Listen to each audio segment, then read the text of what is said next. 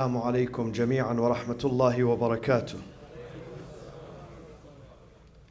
Please help me to just organize and make more room. So if you can stand on this side, people are on this side, and move 2 steps here to this side and this side, please. 2 steps, please. صلوا على محمد وآل محمد.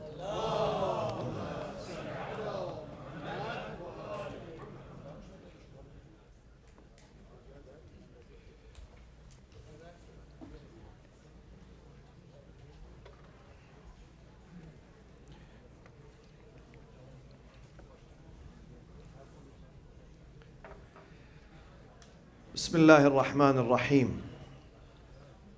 الحمد لله رب العالمين. الحمد لله الذي هدانا لهذا وما كنا لنهتدي لولا أن هدانا الله. والصلاة والسلام على أنبياء الله جميعا وعلى سيدهم وخاتمهم حبيب إله العالمين أبي القاسم المصطفى محمد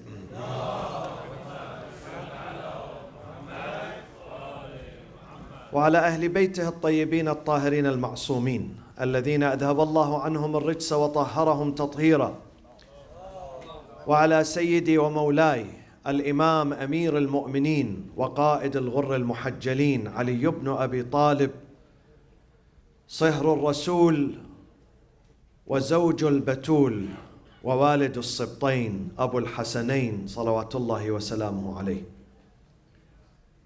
أعوذ بالله من الشيطان الرجيم. بسم الله الرحمن الرحيم. إنا أنزلناه في ليلة القدر وما أدراك ما ليلة القدر. ليلة القدر خير من 1000 شهر.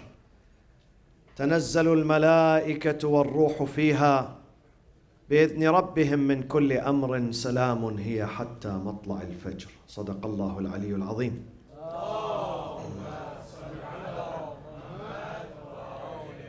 This is the second night of a 3 nights that altogether make the night of destiny, Laylatul Qadr. These 3 nights, they complement each other. They complete each other. The eve of the 19th, the 21st, which is tonight, and the 23rd, which is Thursday. The first one is named Laylatul Taqdeer. In each of these nights, something happens, something different from the previous or the later night. Something special happens. On the 18th, which is the eve of the 19th, the first night of Qadr is named Laylatul Taqdeer, and Taqdeer means assessment. We are being assessed by God, assessing our potentials, assessing our worth, assessing our intentions, assessing our contributions, assessing our feelings, our promises that we make with Him. They go through evaluation and assessment. So that is the first night. We are going to be vetted during the first night. Every individual in this universe is going to be reviewed and vetted and assessed. And the second night, this assessment is going to be confirmed. So it is the night of Ibram. The first one, Laylatul Taqdeer. The second one, Laylatul Ibram. These assessments are going to be confirmed and finalized. And when it comes to the third night, the eve of the 23rd, it is Laylatul Imdha, the night of endorsement, where the book is going to be sealed, endorsed and sealed. And whatever takes place in the next 360 days are going to be decided and finalized on Thursday night. Not just your life, your wealth, your family, your future. But it is going to be decided whether you are worth to serve your parents or not. You are worth to help your neighbor or not. You are worth to take care of the orphans and the poor and the needy or not? You are worth to be a good citizen, responsible citizen, committed citizen or not? Everything we do is going to be decreed. I'm going to mention this verse on the 23rd in a chapter called Ad-Dukhan, Surah Ad-Dukhan. فيها يفرق كل أمر حكيم. Every part of your life, every aspect, everything you say, everything you do is going to be decreed and determined in partnership with you, not without you. God is not a dictator. God works with us, not without us. This is why He invited us to worship Him, to speak to Him tonight, in these nights, to establish a relationship, to have a communion with Him, because He considers our vote, our will, our say. He considers that. He takes that into consideration. This is why we are here. And this is why we have to spend these nights in peace. Salamun hiya hatta matla' al-fajr. And peace sometimes means you read this book, and sometimes it means you go to your elderly mother and talk to her and make her happy. And sometimes there is an orphan who has no father, who is missing a father figure in his life, who is missing a smile of someone in his life. You're going to bring a smile to his heart. This is the meaning of peace. Every good act is considered peace. Every noble act you do, even greeting people with a smile, is considered an act of peace. Salamun hiya hatta matla' al-fajr. I'm going to speak about Laylatul Qadr on Thursday, God willing, inshallah ta'ala. The other theme of tonight is a eulogy and a remembrance to a unique creation that God created. God created him, and God Himself was proud of him. God was proud of this man, because without this man, we couldn't have worshipped God today. We couldn't have known God today. And that man is Ali ibn Abi Talib alayhi salatu wassalam.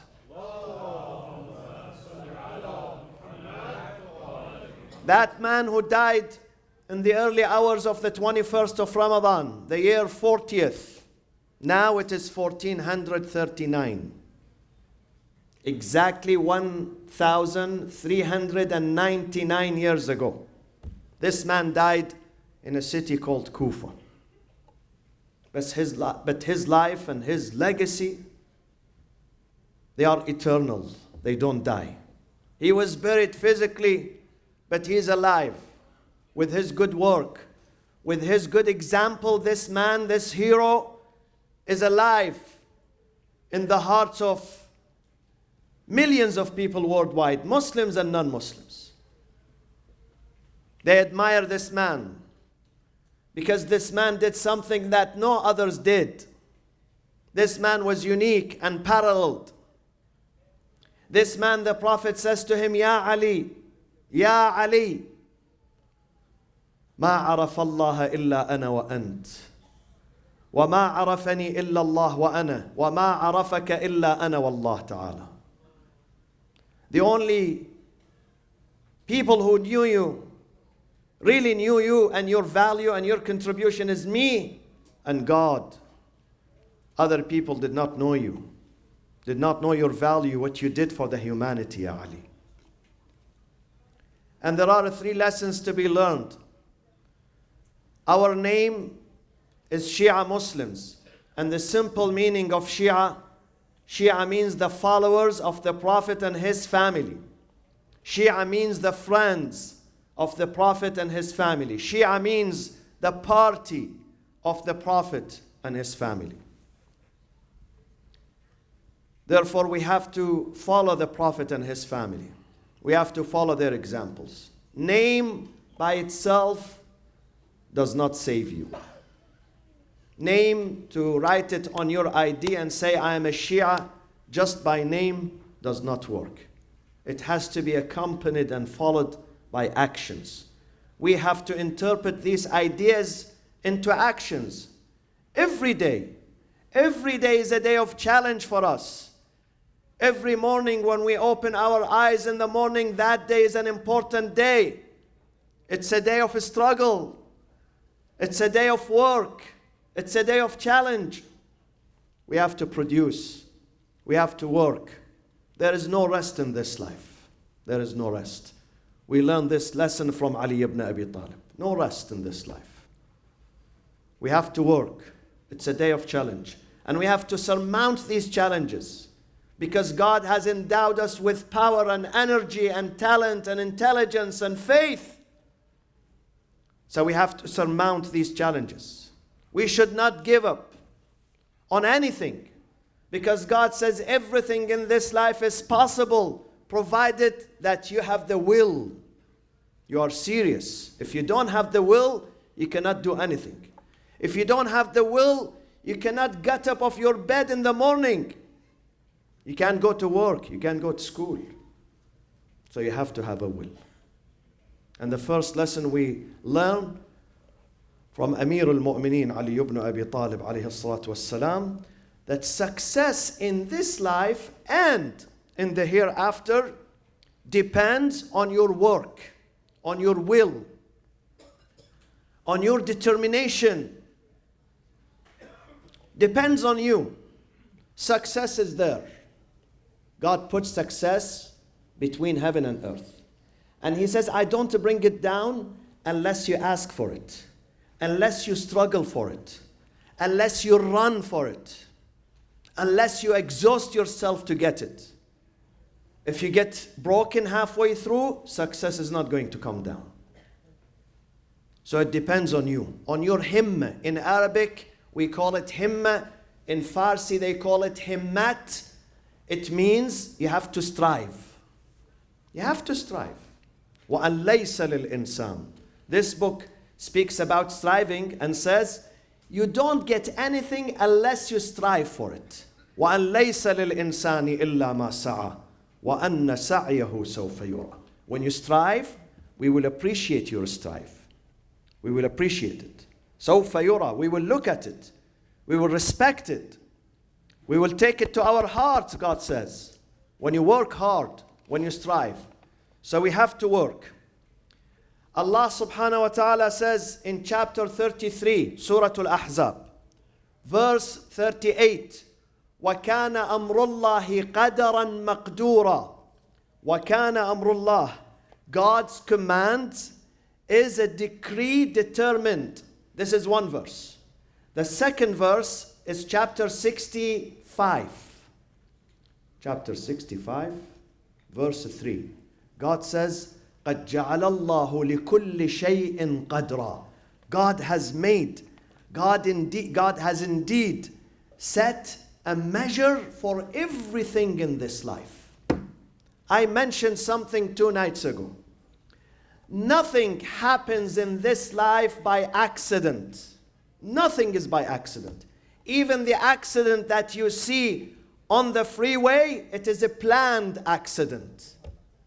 Planned. It is a planned, because when you violate the law, when you text and drive, when some people drink and drive, an accident is inevitable. It will happen. It will take place.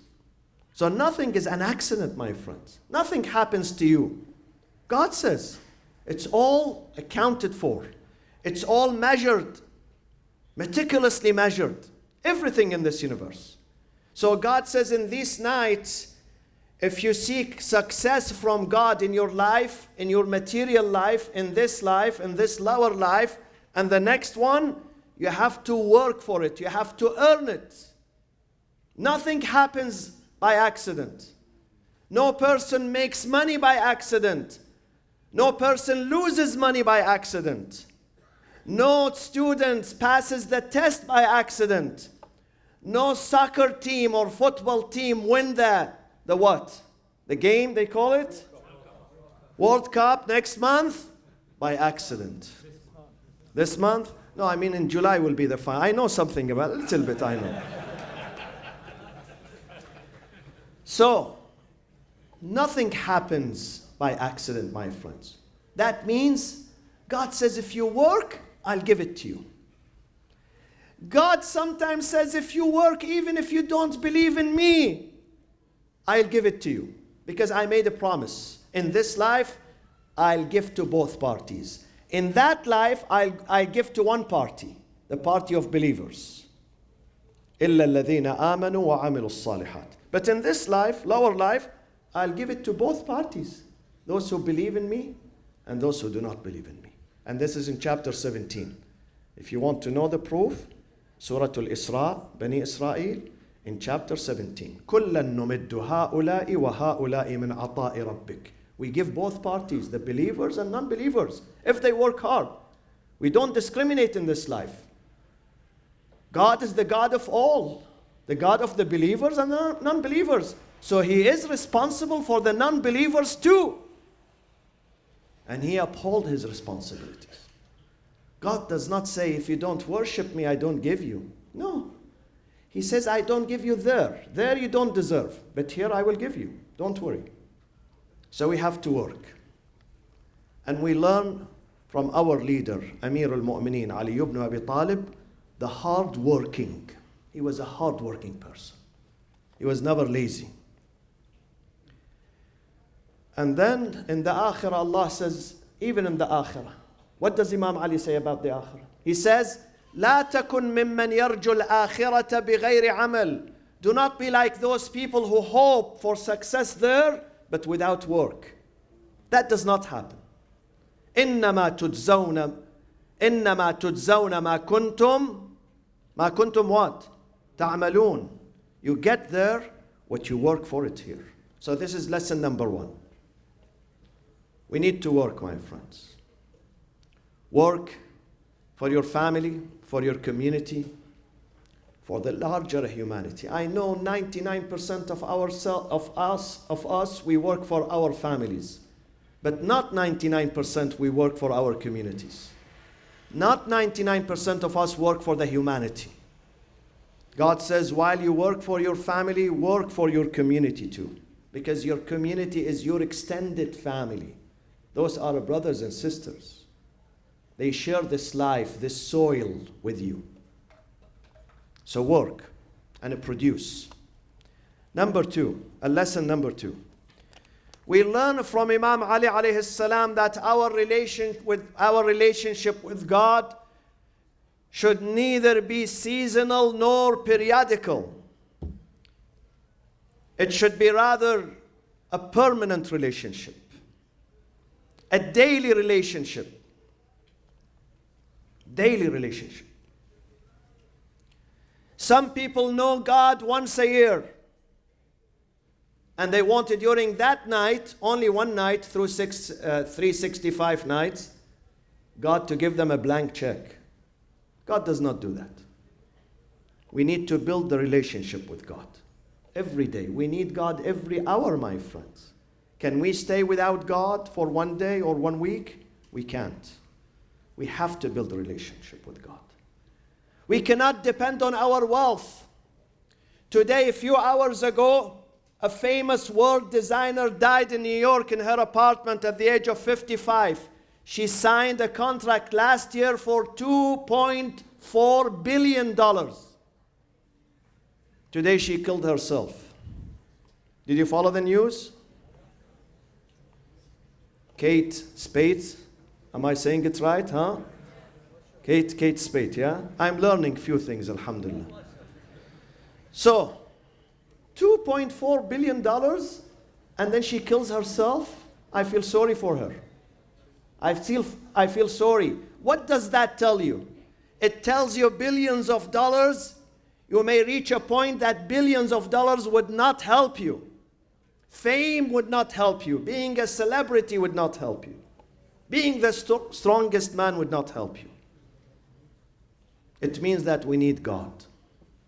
Whether you are poor or multi-billionaire. whether you have knowledge or you don't have knowledge, whether you are alone in the society, homeless, or you have the Pentagon supporting you. You need God. We need God. Don't disconnect with God. Don't treat God part-time. This is not good. You are not going to get anything out of that relationship which is part-time. It has to be full-time, full commitment. My friends, please listen to this. Islamic faith is different probably from others. Islam is a package deal, a bundle. Each item in Islam complement the other item. So we have prayers, we have fasting, we have charity, we have being dutiful to your parents, your neighbors, the community, almsgiving, Hajj, all these things, they complement each other. If one of them is missing, there will be some disturbance in the operation. If one part is missing, imagine one day I heard someone saying that this Boeing aircraft has 40,000 parts. 40,000 parts. If one part is missing, there will be an air disaster. One, just one. You cannot undermine this one part. Religion is the same. If one part of religion is missing, the whole thing will collapse. So we need to pray. We need to conduct our prayers regularly. For some who do not pray, who think that worshiping God on the night of destiny is going to save me even if I am not praying, they are under a big illusion. Under big illusion. We have to pray. We have to fast. We have to give charity. Even if we love our money, God says you don't attain faith unless you give charity. This is not me, my friends. This is your Lord. لَن تَنَالُوا الْبِرَّ. لَن تَنَالُوا. You don't attain felicity. You don't attain virtue or merits or the fruits of faith until حَتَّى تُنْفِقُوا مِمَّا تُحِبُّونَ. You spend from what you love. This is charity. So they complement each other. Take care of all of them, not just some parts. It reminds me of someone, one day, he went to the doctor's office. He didn't feel good. So the doctor said to him, you need to listen to me, and you need to lead a healthy life. You need to take care of your health. So the doctor was asking him, how is your food? He said, my food is the best. I have the best diet. I don't eat junk food. I always buy organic food. I take care of, my meals, this, that. I don't overeat.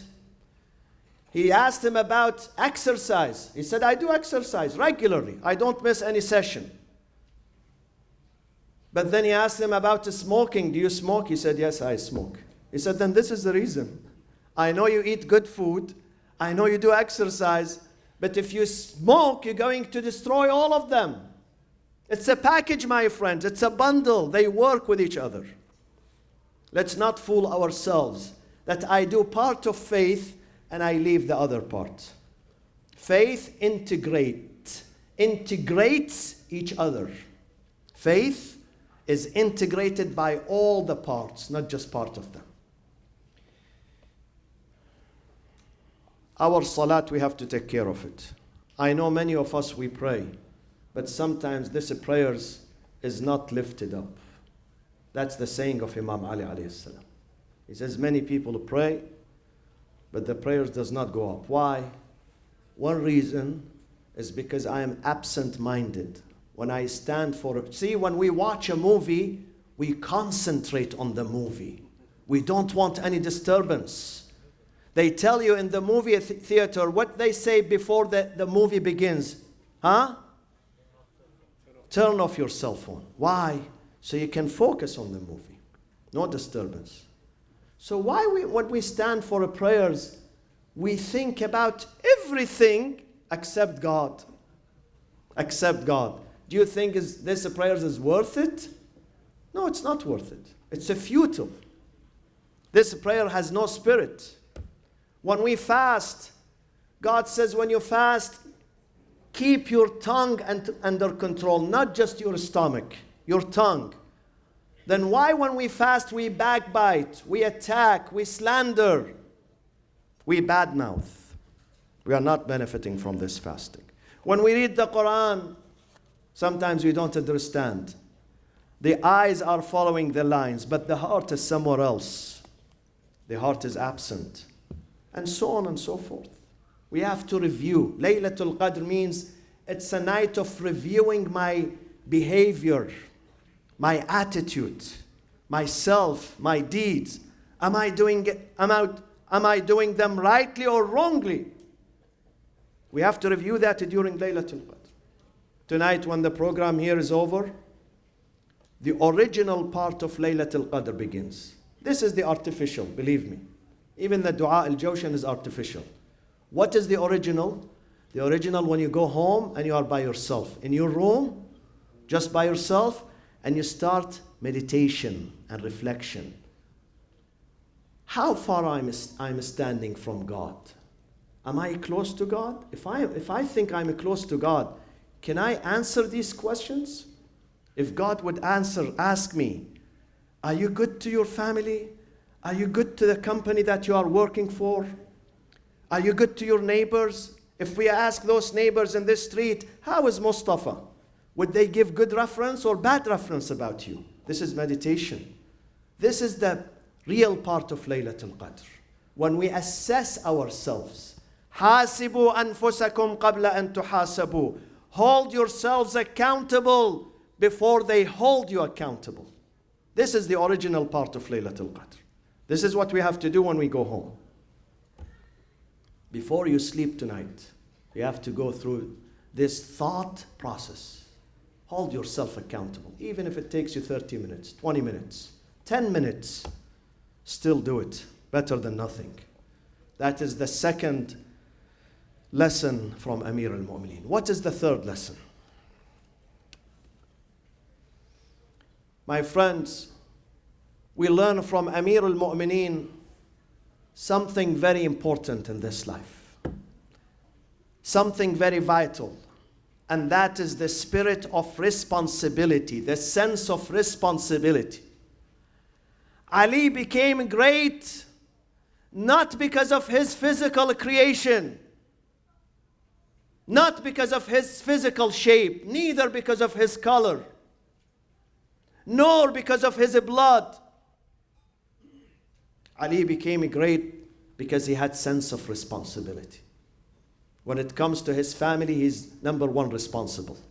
When it comes to his neighbors, he's number one. When it comes to his community, he's number one. When it comes, he lived in Kufa, and he said, if someone gets angry at the end of the borders with Africa, I'm responsible. God is going to hold me responsible. Not in Kufa, no, not in Kufa. Thousands of miles away from Kufa. If someone is suffering from hunger or oppression or injustice, then I am responsible. Ali became great because of the sense of responsibility. Are we responsible or not? Again, we have to reflect on this. Do we deserve this title? The best title for Imam Ali alayhi salam. Imam Ali has many nicknames and titles. Many. But in my opinion, the best one, Ali was fully responsible. A responsible human being. Responsible human being. Are we responsible or not? Do we take care of our duties? When you go to school, are you a good student or not a good student? Do you respect your teacher? Do you respect the class? Do you respect that institution? Do you respect your parents? If you work in any place, whether it's small or big, are you a responsible employee or not?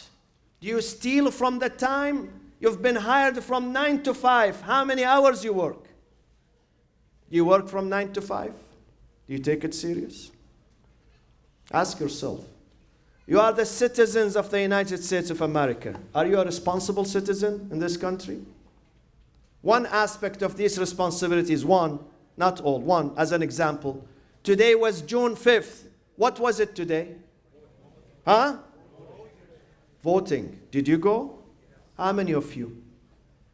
How many of you? Raise your hand. I'm raising my hand here. And I did it 3 weeks ago. By mail. By mail. Okay? How many of us we did this? We have to be responsible. This is part of your responsibility. Because as I said, if someone wrong is going to be elected, you are responsible. God is going to hold you responsible if you did not go to the ballot box. God says, because you had the power to vote, to choose, you didn't use it. You allowed others to use it, and this bad guy came. We're going to be held responsible. Let's be responsible.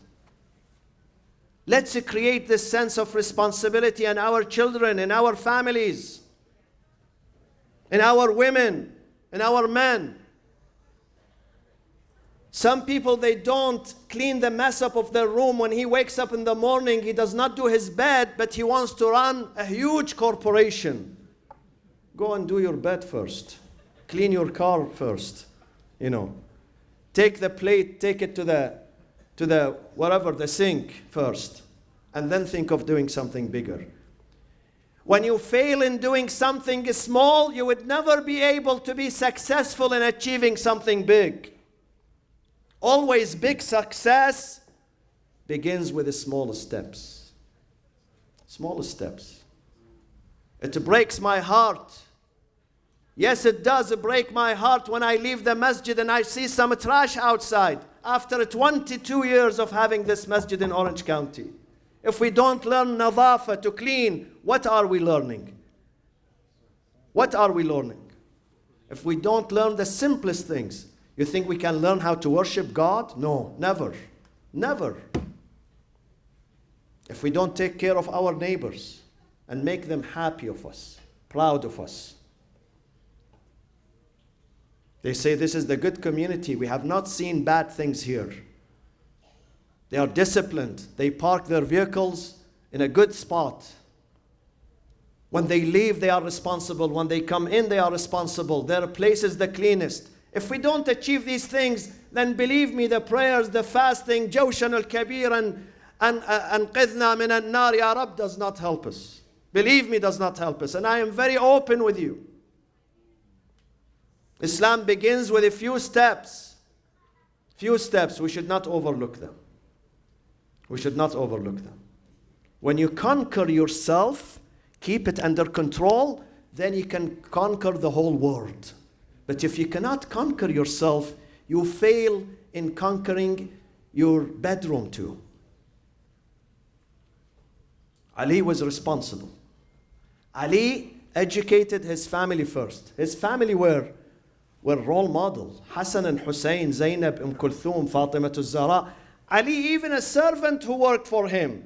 A servant who worked for him. He delivered him as a leader. That servant, after serving Ali for a few years, he became a universal leader. Maytham al-Tammar, universal leader. Look at his grave in Kufa now. People visit him. He was a servant. Maytham was a slave. Ali purchased him from the market and freed him and taught him. He taught him discipline. Discipline, sense of responsibility. He became a leader. And we want to be leader without having sense of responsibility. We have to be responsible. In a community where you find 2 people are responsible and 98 are irresponsible, that community is not a successful community. It's not a community that's going to please God. So we learn sense of responsibility from Amir al-Mu'minin. And therefore, we have to give back. Give back to your community. My friends, I say something and I am responsible because this is a holy night. I am responsible for the things I say here. Not recorded by this camera, but there is a bigger camera, permanent camera, recording me, which is God. And He will hold me accountable. My friends, If you want to pass to the akhirah with success and honor and dignity, you don't do that only by prayers and fasting and dua. You have to serve your community. You have to volunteer. You have to participate. You have to get involved. You have to be engaged with your community. You have to do something for your community in this life. Any kind of work, humanitarian, political, social, financial, healthcare, education, you name it and you choose it. You have to do something. Because if you go to God on that day and He asks you, what did you do? You tell Him prayers and fasting, you will find your file empty. God said to Moses, one day God asked Moses, Moses, what did you do for me? He was testing him. Moses said, God, prayers, fasting, almsgiving. God said to him, Moses, these things you did it for yourself. I'm asking you, what did you do for me? For me. Musa did not know what to say. God told him, I'll tell you the answer. If you want to work for me, any oppressed person you see in the community, anyone who's hungry, homeless, orphan, widow, weak, neglected, marginalized, you have to rush and help that person. Once you help that person, then you are working for me. Have we done these things? I know many of you did. Many of those women and men here are very noble. I know. They work publicly and privately, openly and secretly. I know. But we all have to do that. We all have to do that, my friends. These things are going to change our life during Laylatul Qadr.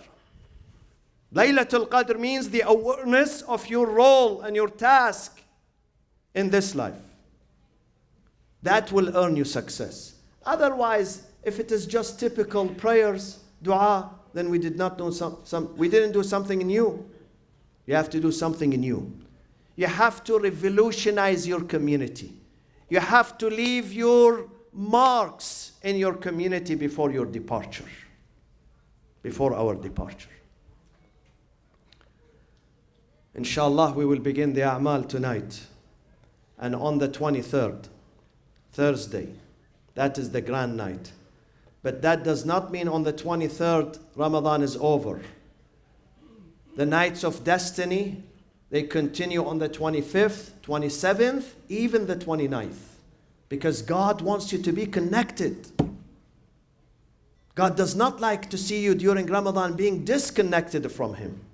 So we have to continue until the last hour of Ramadan. So on the day of Eid, when we come here, inshallah, which is going to be June 15th, Friday morning, and we pray to God, God is going to shower us with His gifts, with His blessings, with His mercies. And the coming Friday is also an important day. It's a day where we stand for Jerusalem. It's a day where we stand for the truth and justice. We have to stand. Even if the whole world forgets, we, the followers of Ali ibn Abi Talib, should not forget. We should not forget to stand with those people who are oppressed. They are not our cousins. Maybe we are not related to them with the blood, but we are related to them in our path to fight corruption and dictatorship. So we celebrate, inshallah, the day of Quds. Allahumma aghfir lil mu'minina wal mu'minat. Before I conclude, tonight, Ali gathered with his family for the last hour of his life. He gathered with them. The house was very dark. Small house, modest house in Kufa. Some of you have visited that house next to his mosque. For 48 hours, Ali was wounded. His health was deteriorating. He was bleeding. His family gathered around him. He gave them his advice, his wasiyah, his will. In that will, he never spoke about his assets because Ali did not have an assets. Ali did not have wealth. Ali did not have money. But Ali had the greatest wealth, which is Iman. The greatest wealth, which is Amal al-Salih, righteous deeds.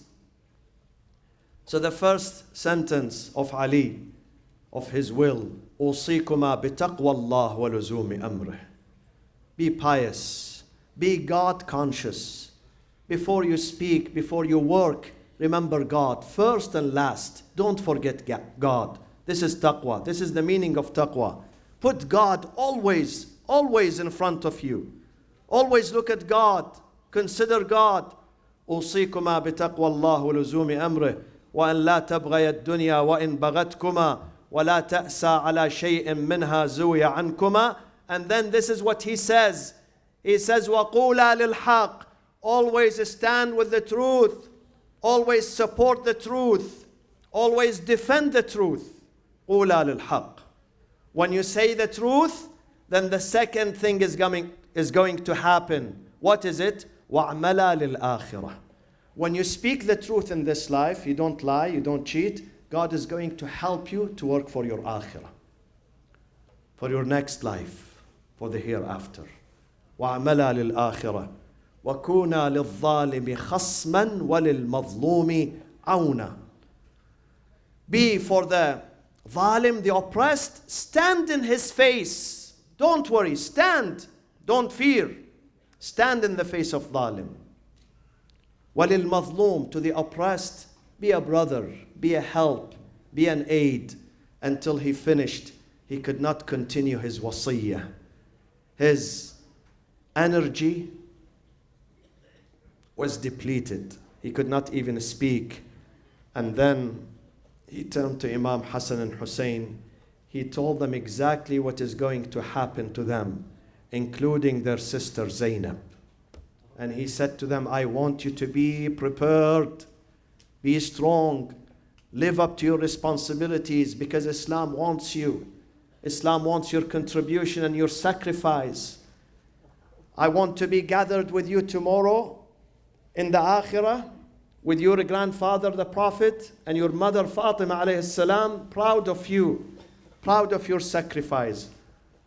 Oh my daughter Zainab, a day will come that you will stand alone in a desert, and you look to the left and right, and you see nothing but bodies, decapitating bodies. Please, Zainab, I want you to be strong on that day, because you're going to be the standard bearer of your brother Hussein.